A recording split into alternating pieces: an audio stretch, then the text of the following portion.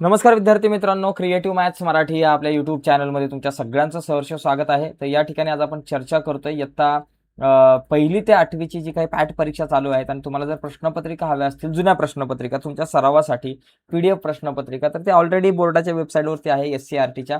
पण ह्या तुम्ही कशा प्रकारे डाउनलोड करू शकता हे तुम्हाला सांगतोय. त्यासाठी तुम्ही काय करायचं, म्हणजे पहिलीपासून ते 8वी पर्यंतच्या प्रश्नपत्रिका, जर तुम्ही मराठी मीडियमला असाल किंवा सेमी इंग्लिशला असाल, सर्व विद्यार्थ्यांसाठी या प्रश्नपत्रिका आहेत. तर इथे गुगलला जाऊन तुम्ही जुन्या प्रश्नपत्रिका असं टाईप करायचंय, जुन्या प्रश्नपत्रिका असं टाईप करायचंय.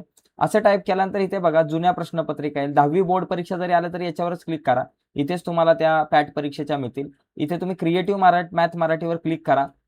ते क्लिक केल्यानंतर बघा इथे तुम्हाला अबाउट अस, नोट्स या सगळ्या गोष्टी दिसतील. आता इथे तुम्हाला ॲक्च्युअली कॉम्प्युटरवरती असं दिसतंय, पण मोबाईलवरती असं दिसणार नाही. मोबाईलवरती इथं उजव्या बाजूला ना तुम्हाला 3 आडव्या रेषा दिसतील.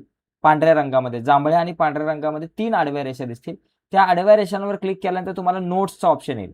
मग त्या नोट्सवर जर तुम्ही क्लिक केला असा बाण तर नोट्सवर क्लिक केल्यानंतर इयत्ता 1 ते 8वी संकलित मूल्यमापन पॅट परीक्षा तुम्हाला इथे मिळतील. तर या पॅट परीक्षेच्या प्रश्नपत्रिकेवर जर आपण क्लिक केलं, तर इथे क्लिक केल्यानंतर तुम्ही खाली आलात मित्रांनो, तर तुम्हाला खाली मराठी माध्यम आणि सेमी इंग्रजी माध्यम या 2 माध्यमांच्या प्रश्नपत्रिका दिसतील. जर तुम्ही सेमी इंग्लिशला असाल तर सेमी इंग्लिशवर क्लिक करा.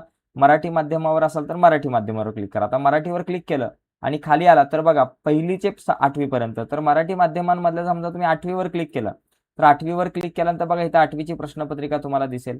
मग इथं 8वीची प्रश्नपत्रिका दिसल्यानंतर इथं खाली डाउनलोडचा ऑप्शन आहे. मोबाईलमध्ये कदाचित असं इंटरफेस नाही दिसणार, फक्त डाउनलोडचा ऑप्शन दिसेल. त्या डाउनलोडच्या ऑप्शनवर जर तुम्ही क्लिक केलं तर ही प्रश्नपत्रिका तुम्ही डाउनलोड करू शकता. ही प्रश्नपत्रिका बघा, अशा प्रकारे ही प्रश्नपत्रिका डाउनलोड झाली. तर अशा पद्धतीने तुम्ही ह्या जुन्या ज्या काही प्रश्नपत्रिका आहेत त्या डाउनलोड करू शकता. ओके, डाउनलोड करू शकता आणि यांचा अभ्यास करायचा. तर एकदम सोपं आहे मित्रांनो. पटकन तुम्ही गुगलला जा. गुगलला जाऊन तुम्ही जुन्या प्रश्नपत्रिका टाईप करा आणि त्याच्यानंतर मग ही प्रोसेस तुमच्या लक्षात आली असेल कशा प्रकारे या प्रश्नपत्रिका डाउनलोड करायच्या. तर पटकन जाऊन तुम्ही या सगळ्या प्रश्नपत्रिका डाउनलोड करा आणि अभ्यास करा. आता याच प्रश्नपत्रिका येतील असं मला माहिती नाही, पण या प्रकारचे पेपर तुम्हाला येतील, या प्रकारच्या प्रश्नपत्रिका येतील, यासारखे प्रश्न तुम्हाला येऊ शकतात. तर तुम्ही प्रयत्न करा, या प्रश्नपत्रिकांचा पण अभ्यास करा आणि आणखी इतरही प्रश्नपत्रिका असतील त्यांचाही अभ्यास तुम्ही करू शकताय. ठीक आहे, तर आजच्या चर्चेत इथेच थांबूयात मित्रांनो. बाय सर्वांना, धन्यवाद. थांबण्याच्या अगोदर एक रिक्वेस्ट आहे, नवीन असाल तर चॅनल सबस्क्राईब करा, म्हणजे मी अपलोड केलेल्या प्रत्येक नवीन व्हिडिओची नोटिफिकेशन तुमच्यापर्यंत पोहोचेल. धन्यवाद मित्रांनो, बाय सर्वांना.